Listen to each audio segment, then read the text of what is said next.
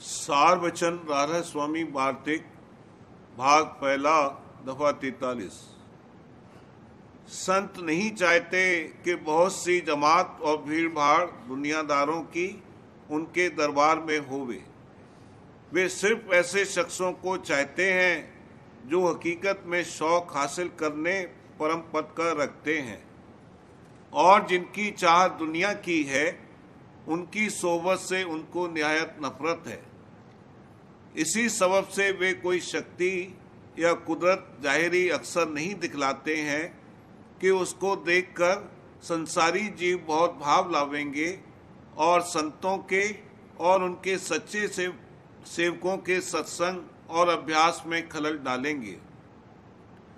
जो कोई उनके वचन और ज्ञान को सुनकर निश्चय लाया, उसको अलबत्ता करामात अंतरी यानी नूर और प्रकाश सच्चे मालिक के दर्शन और जमाल का दिखलाते हैं और कुल उसके कारोबार में हमेशा तवज्जो अंतरी फरमाते रहते हैं। तब वह उनकी करामात को अच्छी तरह देखता है और समझता है और फिर यकीन भी उसका मजबूत होता जाता है और उनके चरणों में प्रीत भी रोज बरोज बढ़ती जाती है। दफा 44। और जो संत सदगुरु आम तौर पर सत्संग जारी फरमाते हैं तो उनके दरबार में अक्सर फकीर और मोहताज भी आते जाते हैं और उनका आना जाना इस वास्ते मुनासिब और जायज रखा है कि जो प्रेमी सेवक धन वगैरह की सेवा करें यानी दुनिया के पदार्थ और धन उनकी भेंट करें तो वे उसको गरीबों और मोहताजों को खैरात कर देते हैं, क्योंकि वे आप इन पदार्थों को अपने पास नहीं रखते हैं। दफा 45। जहां संत सदगुरु मौज से सत्संग जारी फरमाते हैं तो जानबूझकर दो चार बातें चाल ढाल में ऐसी प्रकट करते हैं कि जिनसे दुनियादार नाराज हो जावें या तान और शिकायत करने लगें, ताकि वे और अहंकारी लोग सुनकर उनके दरबार में न आवें और सत्संग में खलल न डालें। उनके दरबार में कोई चौकी पहरा नहीं रहता कि बुरे और भले की पहचान करके रोक टोक करे।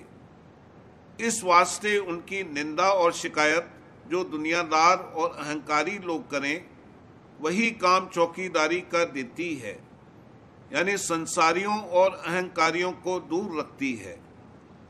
ऐसे शख्स शर्म और हया और खौफ और तान दुनियादारों से वहां नहीं जाते और सिर्फ ऐसे शख्स जो सच्ची चाह वाले यानी खोजी सच्चे और पूरे परमार्थ के हैं वही लोग दुनियादारों का डर और लाज छोड़कर वहां पहुंचते हैं। सिवाय इसके यह निंदा एक तरह की परीक्षा भी मुमुक्षु यानी शौकीन के वास्ते है, यानी फौरन मालूम हो जाता है कि वह शख्स सच्चा परमार्थी है या नहीं। जो सच्चा खोजी होगा तो वह कभी बदनामी और नेकनामी दुनिया और मूर्खों की तान से खौफ न करके जरूर वास्ते हासिल करने अपने असली मतलब यानी परमार्थ के हाजिर होगा और जो झूठा है वह वहां नहीं पहुंचेगा।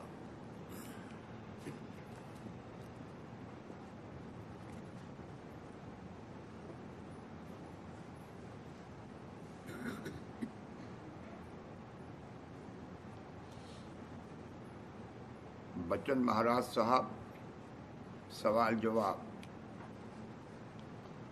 सवाल, सेवा बानी की आखिर कड़ी में जो गावे ये सेवा बानी गाने से क्या मतलब है?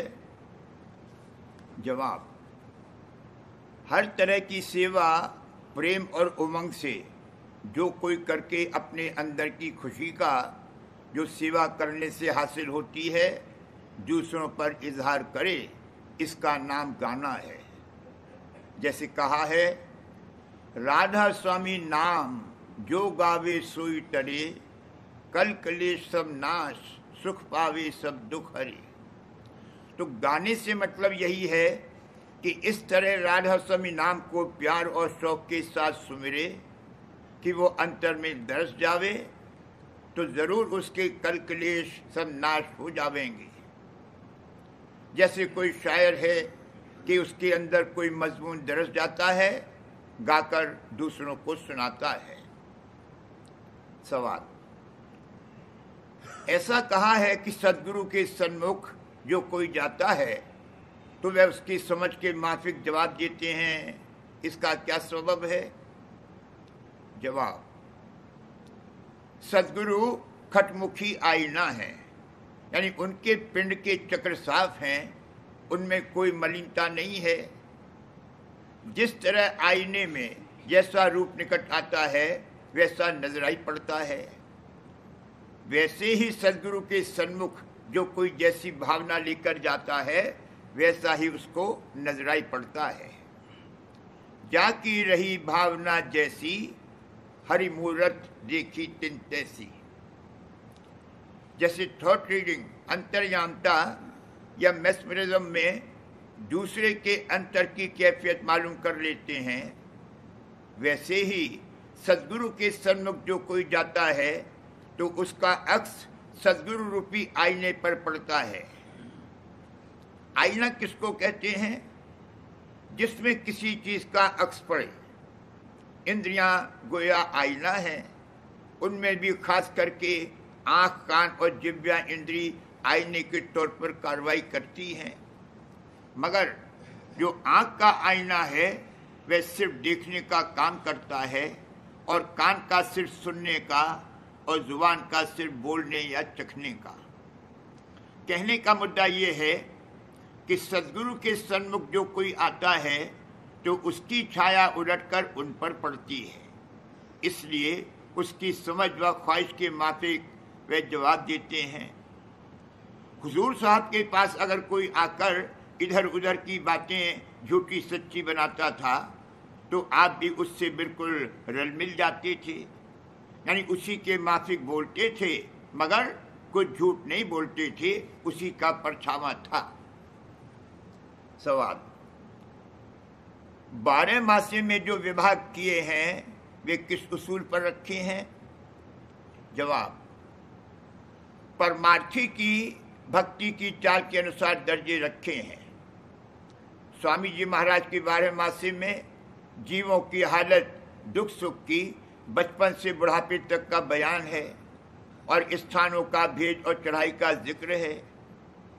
अलावा इसके चेतावनी जीवों को कि कर्म धर्म से उद्धार नहीं होगा, आसक्ति जीवों की मन इंद्रियों के भोगों में और प्रकट होना सत्य पुरुष दयाल का और उपदेश करना सुरक्षित मार्ग का और सद्गुरु भक्ति और सत्संग की महिमा का और भेद काल मत और जाल मत का जिक्र है।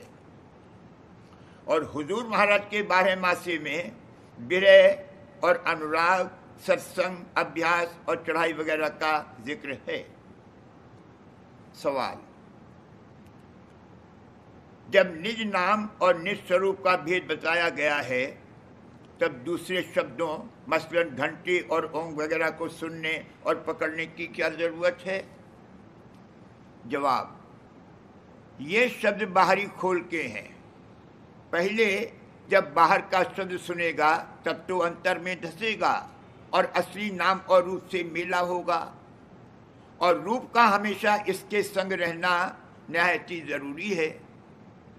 नाम में भी कशिश है मगर रूप में उससे विशेष कशिश है और इसको खींचकर शब्द में लगाता है और संसार रूपी सागर से खेकर पार उतारता है। और जैसे बाहर सद्गुरु बाहरी बंधनों और वासनाओं से चित्त को हटाकर अपनी तरफ खींचते हैं, वैसे ही अंतर में जो रचना है उससे हटाकर रूप अपनी तरफ खींचता और सूक्ष्म माया से बचाता है। रूप का दर्शन हमेशा नहीं होता है। दया से जब पंकज यानी कमल खिलता है तब रूप दरसता है, नहीं तो नाम रूपी खड़क यानी शमशेर से काल कर्म का सिर काटा जाता है। नाम खड़ग ले जूझत मन से काल का शीश कटाली। गुरु का दर्शन त्रिकुटी में होता है। गुरु मूरत अजब दिखाई शोभा कुछ कही न जाई, नर रूप दिखावे जब ही, मन खेच चढ़ावे तब ही, दे मदद बढ़ावे आगे, मन जुग जुग सोया जागे, चढ़ बंक चले त्रिकुटी में, फिर शून्य तके सरवर में, जहाँ शोभा हंसन भारी, वह भूमि लगे अति प्यारी, धुन किंगरी बजे करारी, सुन सूरत हुई मतवारी, फिर लगी महासुन तारी, जहाँ दीप अत्यंत समारी। 10वें द्वार में जब पहुंचेगा तब इसकी 7 गति होगी, तब बगैर गुरु के इसकी चढ़ाई हो सकती है, मगर महाशून्य में गुरु की फिर जरूरत होती है। वहां अंधघोर में शब्द भी गुम हो जाता है। जैसे मकड़ी अपने ही में से आप तार निकाल के चढ़ती है, वैसे ही सूरत भी अपनी धार को पकड़ के चलती है और अपने में से शब्द प्रकट करती है। सूरत शब्द अभ्यास भी 10वें द्वार से शुरू होता है। वहाँ सूरत का निज रूप है और त्रिकुटी तक जो कार्रवाई की जाती है वह कर्म में दाखिल है। बाद इसकी भक्ति यानी उपासना शुरू होती है। सवाल, संत जीवों के कर्म अपने ऊपर किस तरह लेते हैं? जवाब, जैसे 2 शख्स हैं कि उनकी आपस में मोहब्बत है। एक बीमार होता है तो दूसरा जब उसके सन्मुख बैठता है तब आपस में उनकी धारें रवा होती हैं, यानी बीमार को अपना दोस्त देखकर तसल्ली आती है और दूसरे को अपना दोस्त बीमार देखकर दुख होता है। वैसे ही सद्गुरु का ध्यान करने से जीवों की जो बीमारी है वह सद्गुरु किसी कदर ग्रहण कर लेते हैं और सद्गुरु की चैतन्यता जीवों में आती है। इस तरह सद्गुरु जीव के कर्म बड़ी जल्दी और तेजी से काटते हैं, यानी हवा की तरह उड़ा देते हैं और कोई इच्छा उसमें बाकी नहीं रहती है। सुपने इच्छा ना उठे, गुरु आन तुम्हारी हो। सवाल, पुण्य और पाप में क्या फर्क है? जवाब, चैतन्य देश में सूरत की चढ़ाई को पुण्य कहते हैं, माया देश में सूरत के तनज्जुर को पाप कहते हैं। सवाल, दुख और सुख की तारीफ क्या है? जवाब, रूह की धार का मन व माया के घाट से जहाँ की वो रवा है, जबरदस्ती थोड़ा या बहुत हट जाना, इसके ज्ञान को दुख कहते हैं। रूह की धार का मन या माया के घाट पर जहाँ की वह मौजूद है, थोड़ा या बहुत सिमटाव होना, इसके ज्ञान को सुख कहते हैं। Perception by a spirit entity of forcible adjustment और spiritual current, whether partial or total, from a mental or material plane which it is occupying, constitutes the sensation of pain. Perception by a spirit entity of concentration of spiritual current, whether partial or total, in a mental or material plane which it is occupying, constitutes the sensation of pleasure. सवाल, संकल्प, विकल्प और अनुभव में क्या फर्क है? जवाब, माया के तन में गिलाफ या अंधकार से जो फुरना होती है उसको संकल्प विकल्प कहते हैं। चैतन्य के प्रकाश से जो ज्ञान होता है उसको अनुभव कहते हैं। सवाल, कोई कहते हैं कि वेद ब्रह्मा का वचन नहीं है और लोगों ने लिख लिया है, क्या ये सही है? जवाब, नहीं, वेद और किसी का लिखा हुआ नहीं है। ब्रह्मा के 4 मुख हैं, उन चारों में से जो धुन निकली उनका इजहार चारों वेद है। किसी में दवाओं का जिक्र है, किसी में रोजगार और गृहस्थ आश्रम का बयान है, यानी बहुत करके प्रवृत्ति और थोड़ी सी निवृत्ति की चर्चा है। ब्रह्मा विष्णु महेश तीनों निरंजन के बेटे हैं और ज्योति प्रधान और चौथी ज्योति प्रधान हुई, वो उनकी माँ है। चारों ने मिलकर 3 लोक की रचना की और आप निरंजन न्यारे हो गए। सत्य पुरुष का भेद थोड़ा सा जो निरंजन को मालूम था वह उसने छिपा रखा और अपने बेटों को भी नहीं बताया, क्योंकि उनसे रचना करने का काम लेना था। जैसे इस सूरत का थोड़ा सा हाल लोगों को मालूम है, वैसे ही सत्य पुरुष का जरा सा हाल निरंजन को मालूम था। उसको गुप्त रखा और न्यारे होके आज सत्य पुरुष के ध्यान में मसरूफ हुआ और जब जब जरूरत हुई तब अवतार धारण करके इस लोक में आया। कृष्ण का अवतार 16 कला का संपूर्ण था। राम का अवतार 12 कलाधारी था और परशुराम का 8 कलाधारी था। निरंजन को नारायण भी कहते हैं। ज्योत निरंजन 2 कला मिलकर उत्पत्ति कीन, 5 तत्व और 4 खान रच लीन ने गुण 3। गुण 3 न मिल जगत का किया बहुत विस्तार, ऋषि मुनि नरदेव अदेव रचवाड़ो हंकार। ब्रह्मा विष्णु महेश और चौथी ज्योति मिली, भर्म जाल की फांस जीव न पावे निज गली। आप निरंजन हुए न्यारे, भार सृष्टि सब इन पर डारे। दीप रचा एक अपना न्यारा, तामे कीन्हा बहु विस्तारा। पालंग 8 दीप परमाना, जोग आरंभ कीन विधि नाना। श्वास खेचनी शून्य चढ़ाए, धुन प्रगति और वेद उपाय। वेद मिले ब्रह्मा को आए, देख वेद ब्रह्मा हरकाए। मुख चारों से धुन उच्चारी, ताते वेद भय पुनिचारी। ऋषि मुनि मिल फिर किया पसारा, कर्म धर्म और भर्म संहारा। सिमृत शास्त्र बहुविधि रचे, कर्म धर्म में सब मिल पचे। खोज निरंजन किन्हों न पाया, वेदहु नेत न्युत बढ़ाया। सवाल, मोहम्मद ने चांद के 2 टुकड़े कैसे किए?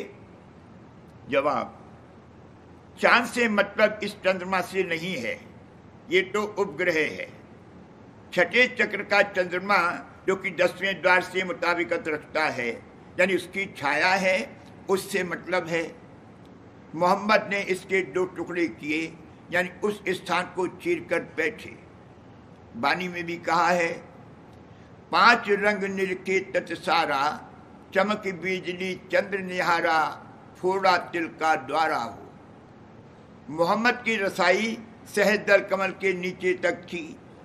उनको दूर ही से घंटे की आवाज सुनाई दी और ज्योत का दर्शन पर्दे में हुआ और बुराक यानी बिजली की धार पर सवार होकर मेराज हुआ। सवाल, प्राणों का अभ्यास किस तरह करते हैं? जवाब, प्राणायाम की कई एक क्रिया हैं, मसलन पूरक, कुंभक, रेचक, यानी प्राणों को खींचना, ठहराना और उतारना। इस अभ्यास में श्वासों के रोकने का खास जतन करते हैं, मगर आजकल दुरुस्ती से किसी से नहीं बनता है। पागल हो जाते हैं या चूल्हा छूट जाता है, क्योंकि इसके संयम बड़े खतरनाक हैं।